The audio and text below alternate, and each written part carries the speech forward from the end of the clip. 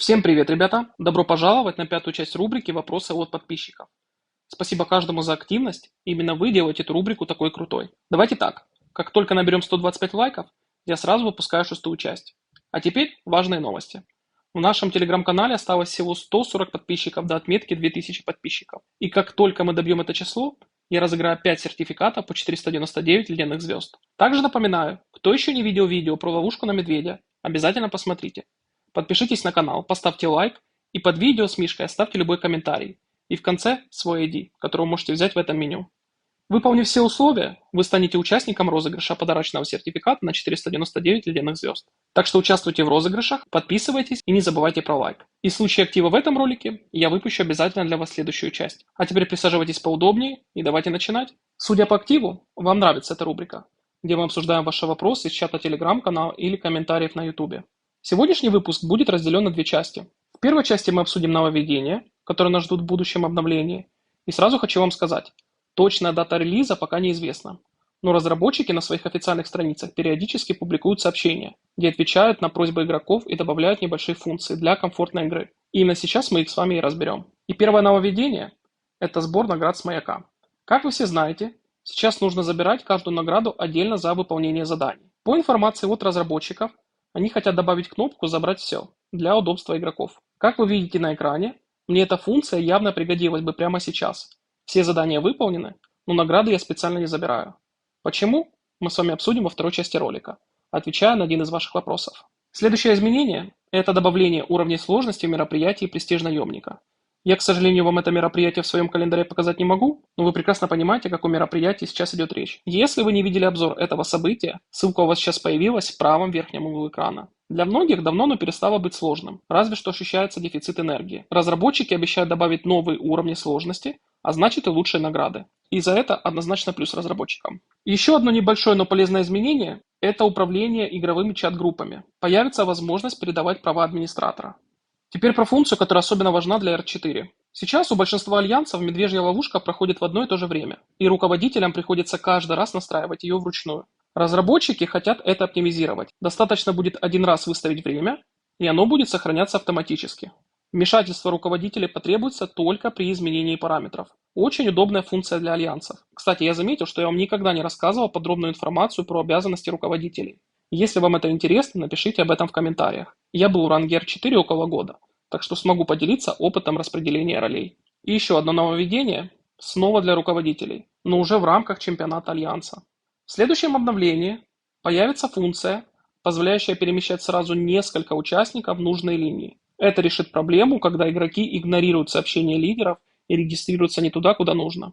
А теперь давайте перейдем к обсуждению ваших вопросов. Те, кто подписан на мой телеграм-канал, знают, что сегодня мы с ребятами подготовили пост по мероприятию «Пламя и клыки». Но как оказалось, некоторые все равно не разобрались, как правильно работать с этим событием за сутки до его старта. И давайте разбираться еще раз. Первое, что вам необходимо сделать, это пройти сегодняшние миссии после рестарта. Затем в 8 UTS у вас появятся новые задания. Ваша задача пройти их, но не забирать награды, как вы сейчас видите на экране. Не переживайте, они никуда не пропадут. Далее, в 16 UTS появятся еще миссии, которые не будут отображаться на маяке. У вас будет 15 часов на их выполнение. Помимо этого, не забывайте активировать навык Агнес с дополнительными заданиями, которые тоже действуют 15 часов. Поэтому минимум, что необходимо сделать, это открыть навыки Агнес после 16 UTS, а лучше перед сном. После рестарта системы в понедельник до 7 UTS у вас будет возможность забрать все награды и выполнить все доступные миссии на маяке. Зачем это все делается?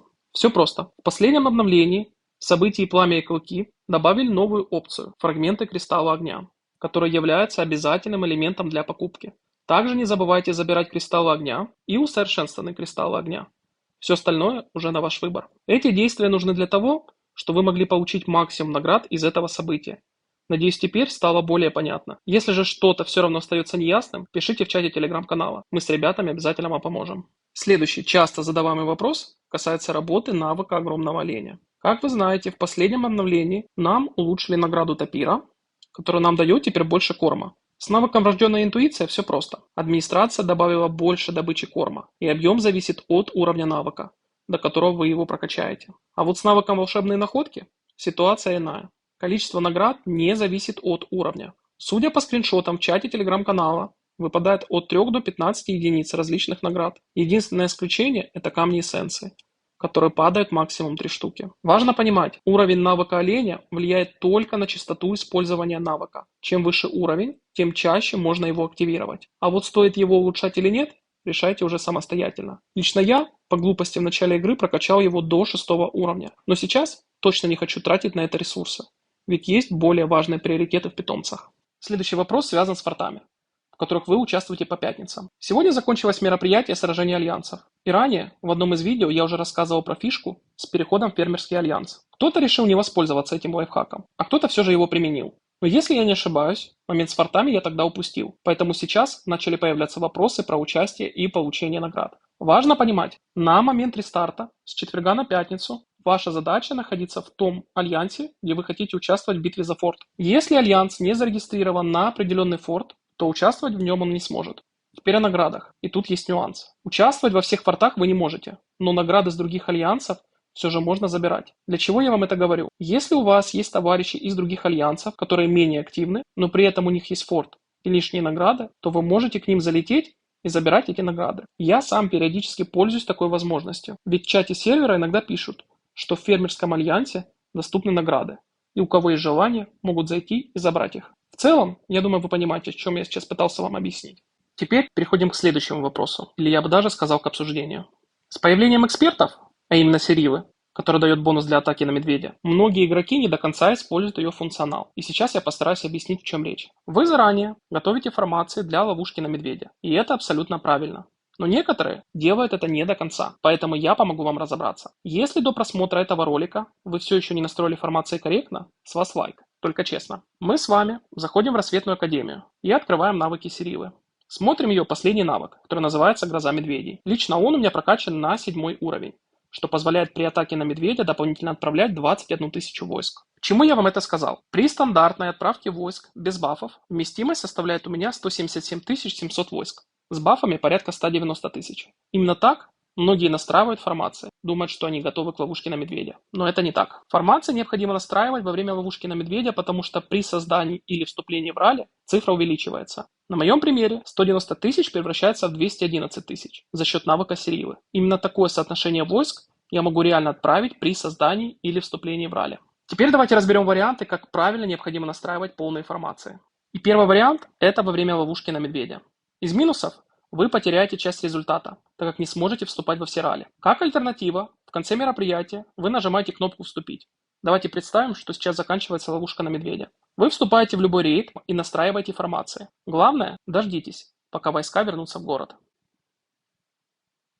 Второй вариант – это с помощью бафа на вместимость 10 либо 20%. Этот способ больше для олигархов. Но при желании вы можете активировать данный навык, например, во время битвы за замок, либо той же Литейной, и вы можете настроить свои соотношения с активированным бафом на вместимость. И третий вариант. Я захожу в фермерский альянс и прошу включить медведя. Своей фермой я запускаю рейд и нажимаю кнопку «Вступить» и настраиваю войска с учетом уже всех бафов. После этого выхожу из альянса, жду полчаса и участвую в ловушке уже со своим альянсом. Это я вам запустил имитацию, как будто моя ферма сейчас запустила рейд. И я как будто вступаю в рейд и настраиваю свои формации.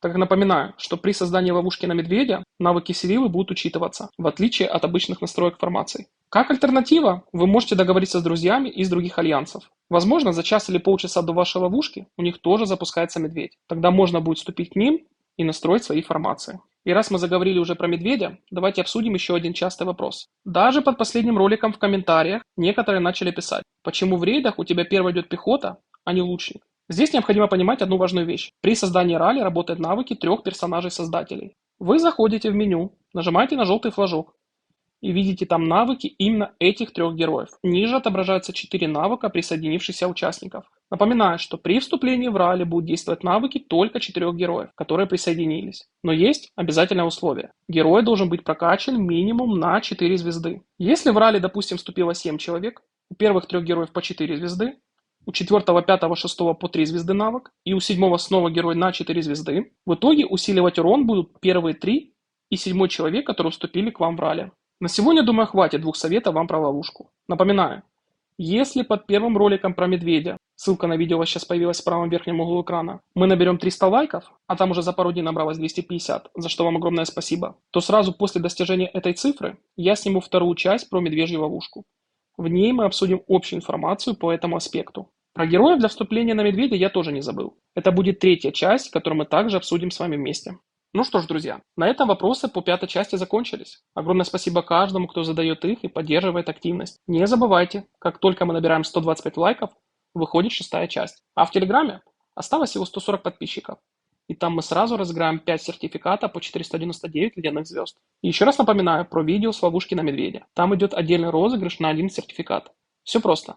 Вам необходимо подписаться на канал, любой комментарий и в конце свой ID. Так что не упустите свой шанс. Кто знает, возможно, именно вы победите в этом конкурсе. Всем спасибо за просмотр. Подписывайтесь, ставьте лайки и до встречи в следующем ролике. На сегодня все. Всем спасибо за просмотр. Всем пока-пока.